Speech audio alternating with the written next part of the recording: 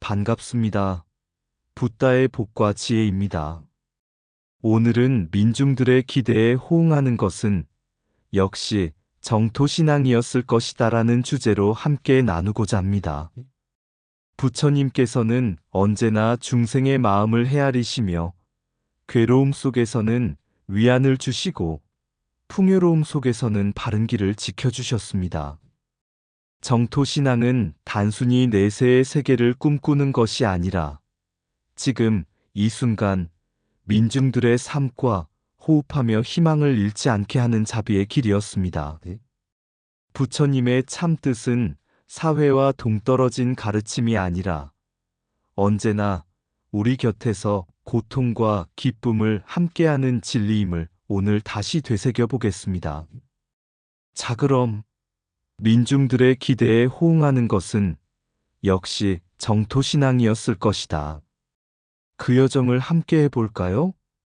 옛날 어느 마을에 전쟁과 기근이 이어지자 사람들은 늘 두려움과 굶주림 속에서 하루하루를 버텨야 했습니다. 어느 날 한 노승이 마을을 찾아와 사람들에게 연부를 가르쳐 주었습니다. 아미타불을 마음에 새기고 극락을 향해 기도하면 근심이 사라지고 마음이 평온해집니다. 처음에는 의심하던 이들도 함께 연부를 하며 조금씩 마음의 짐을 내려놓기 시작했습니다. 어린아이들은 두려움 대신 희망의 노래를 부르듯 아미타불을 외웠고 어른들은 하루하루의 고통 속에서도 내세의 평화를 기약하며 살아갈 힘을 얻었습니다. 세월이 흘러 마을은 풍요로워지고 전쟁의 상처도 아물었습니다. 그러나 사람들은 여전히 부처님 전에 모여 연부를 드리며 말했습니다. 지금 이 기쁨이 끝나지 않고 다음 생에도 이어지기를 원합니다. 노승은 미소를 지으며 이렇게 답했습니다. 정토는 저 멀리 있는 세계가 아닙니다.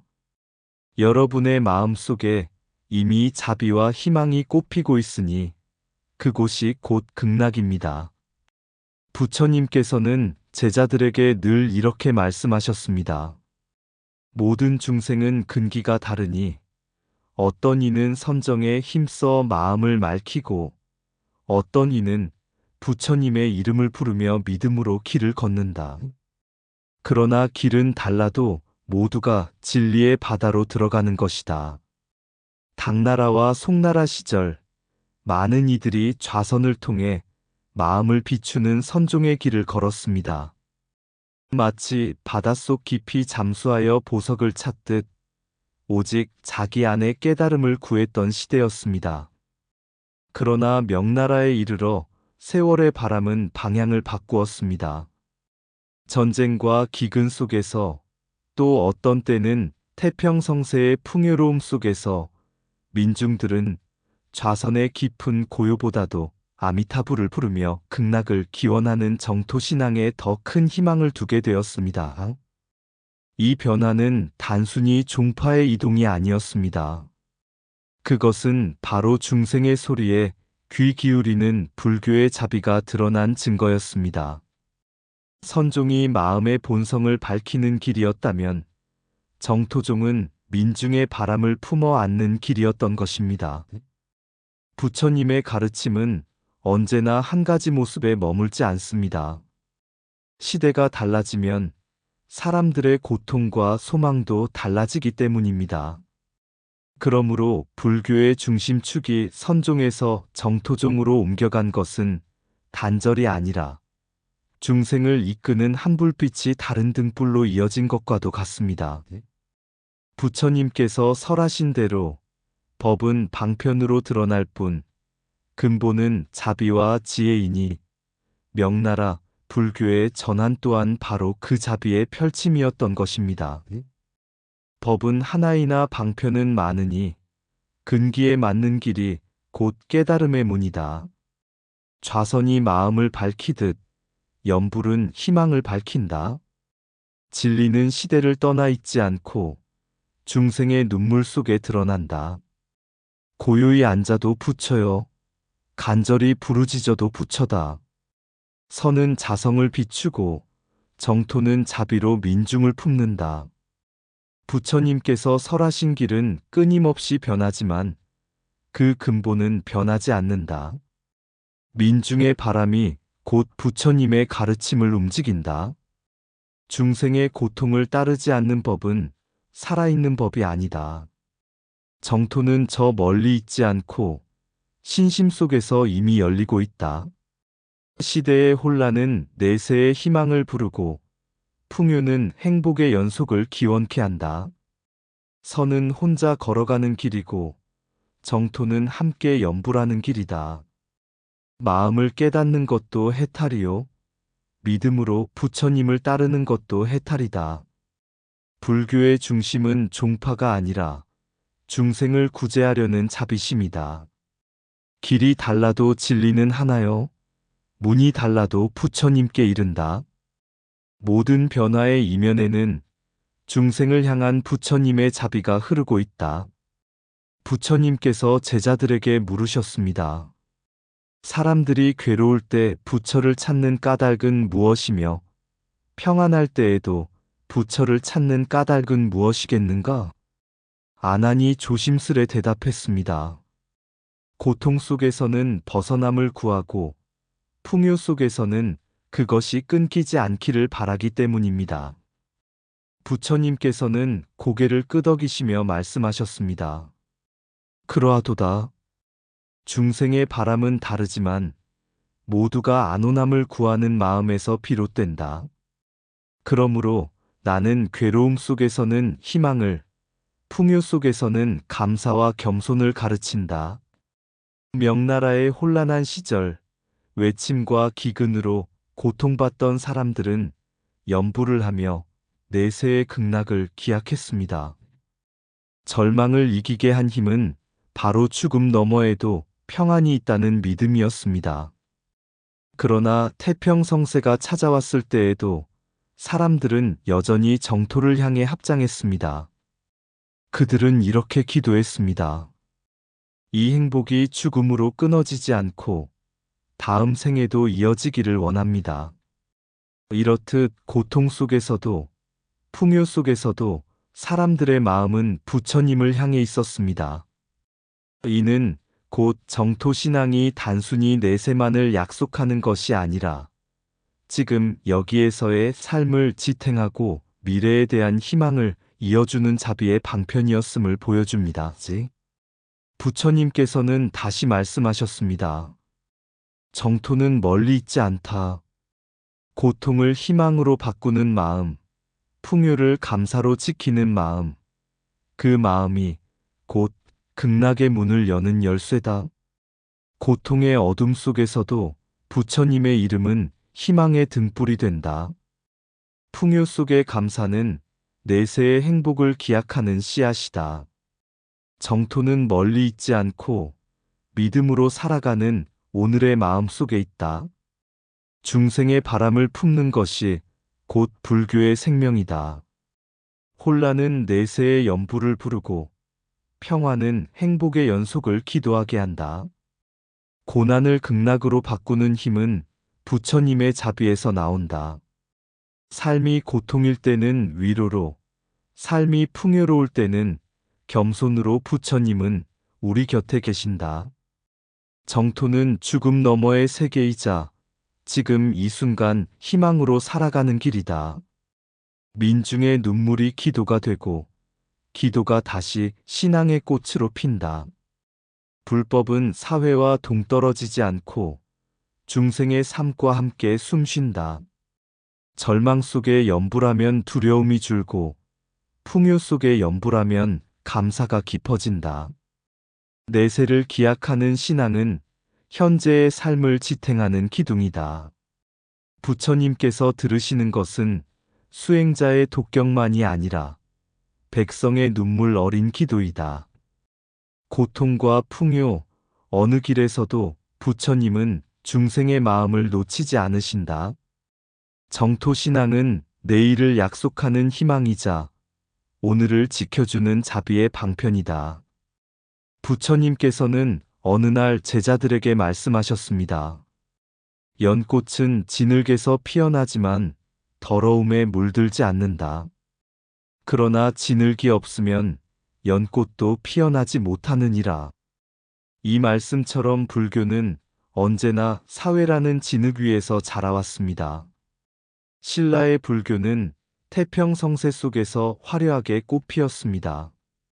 나라가 안정되고 백성이 풍요로우니 사람들은 도량에서 경을 읽고 탑을 세우며 불국토의 이상을 현실 속에 담으려 했습니다. 그 시대의 불교는 감사와 찬탄의 신앙이었습니다. 그러나 고려는 달랐습니다. 끊임없는 외침과 전란 속에서 불교는 백성의 두려움을 덜고 나라를 지키는 힘이 되어야 했습니다. 소제도량에서 재앙을 물리치고 국난 극복을 기원하는 법회가 이어졌습니다. 그것은 단순한 의식이 아니라 민족의 정체성과 생존을 지켜내는 기도의 자리였습니다. 명나라에 와서 정토신앙이 민중 속에 퍼진 것도 이와 다르지 않았습니다. 혼란한 시절에는 내세에 희망을 주었고 태평성세에는 행복이 끊이지 않기를 바라는 기도로 이어졌습니다. 이는 불교가 결코 사회와 동떨어져 홀로 존재하지 않는다는 것을 보여줍니다. 부처님께서는 다시 말씀하셨습니다. 중생의 삶과 동떨어진 불법은 살아있는 법이 아니다. 사회의 아픔 속에서는 위로가 되고 사회의 풍요 속에서는 감사의 길을 밝혀야 한다. 그러할 때 비로소 불교는 늘 새롭게 피어난다. 이처럼 신라와 고려, 명나라의 불교가 서로 달랐던 이유는 바로 불교가 사회와 호흡하며 민중의 바람을 품었기 때문이었습니다. 그리고 그 속에서 드러난 것은 변치 않는 진리, 곧 부처님의 자비와 지혜였습니다. 불법은 세상의 풍파를 막는 성벽이 아니라 풍파 속에서 길을 밝히는 등불이다. 태평성세의 불교는 사람들의 마음을 고요케 하고 국난 속의 불교는 마음의 버팀목이 된다. 세상은 변하지만 불법은 변하지 않고 그 변화를 이끄는 지혜가 된다. 나라가 평안할 때 불교는 꽃처럼 피어나고 난세에는 뿌리처럼 자리를 지킨다. 정토를 믿는 마음은 내세의 기약이 아니라 지금 여기의 삶을 청정히 하는 서원이다. 불법은 궁궐의 높은 누각에서도 울려 퍼지고 백성의 초가집에서도 숨결처럼 살아있다. 태평성세에는 불교가 마음을 맑히고 전란의 시대에는 불교가 사람을 지킨다. 부처님의 가르침은 개인의 깨달음에서 멈추지 않고 세상의 고통을 함께 덜어내는 자비로 흐른다. 난세의 불교는 국난 극복의 도량이 되고 치세에는 삶을 풍요롭게 하는 향기가 된다. 불법은 하늘에서 내려오는 것이 아니라 사람들의 마음과 사회 속에서 꽃 피운다. 신라의 불교는 화려한 꽃이었고 고려의 불교는 강인한 뿌리였다. 사회가 흔들릴 때마다 불법은 그 중심을 잡아주며 사람들의 길을 잃지 않게 한다. 정토의 서원은 먼 미래의 약속이 아니라 지금 세상 속 고통을 잊지 않는 자비의 실천이다. 불교는 고독한 수행자의 길일 뿐 아니라 모두가 함께 살아가는 세상의 순결이다. 부처님은 고통 많은 세상을 버리라 하지 않고 그 속에서 깨달음을 찾으라 하셨다. 신라가 태평성세를 누릴 때 불교는 꽃처럼 번성했습니다. 왕실은 부처님의 가르침을 의지하여 백성을 교화했고 백성은 불법의 향기에 마음을 씻으며 삶의 평안을 얻었습니다. 풍요로운 시대의 불교는 사람들의 마음을 더욱 맑게 하고 서로를 존중하는 덕에 씨앗을 길러주었습니다. 그러나 고려는 달랐습니다. 외침과 전란, 국난이 끊이지 않는 세월 속에서 불교는 단순히 장식이 아니었습니다. 불교는 고난의 시대에 백성의 슬픔을 함께 짊어진 버팀목이었고, 국가의 위기를 넘어서는 정신적 도량이 되었습니다. 전란의 피폐함 속에서 불법은 사람들의 마음을 묶어주었고, 공동체가 무너지지 않게 지켜주는 기둥이 되었습니다. 명나라에서 정토 신앙은 단지 내세의 기원만이 아니었습니다. 고통 많은 현실에서 사람들을 위로하고 다시 일어설 힘을 주는 살아있는 믿음이었습니다. 정토를 향한 서원은 먼 미래의 약속이 아니라 지금 이 자리에서 자비를 실천하고 마음을 정화하는 길이었습니다. 이처럼 불교는 사회와 동떨어진 수행자의 종교가 아니라 세상과 호흡하며 함께 살아가는 지혜의 법입니다. 나라가 평안할 때는 마음을 맑히고 난세에는 사람을 지키며 시대가 변해도 불법은 변하지 않고 생명의 등불로 남습니다. 부처님께서는 세상과 등을 돌리라고 말씀하지 않으셨습니다. 오히려 그 세상 속에서 중생과 함께하고 함께 고통을 나누며 깨달음의 길을 열어 가라고 하셨습니다. 그러므로 불교는 언제나 사회와 호흡하며 그 속에서 더욱 깊어지고 더욱 빛나는 것입니다. 태평성세 신라 땅에 법의 꽃은 향기롭게 피어 백성의 마음을 씻기고 왕실의 길을 밝혔네. 난세의 고려하늘 아래 전란의 불길은 거세었으나 사찰의 종소리는 백성의 눈물을 닦아주었네. 명나라 정토의 서원은 먼 미래의 약속이 아니라 지금 이 자리에 위안이 되어 삶을 다시 일으키는 힘이 되었네. 부처님의 길은 세상과 멀리 떨어지지 않고 풍요와 고난을 함께하며 중생의 숨결 속에 머물러 있네.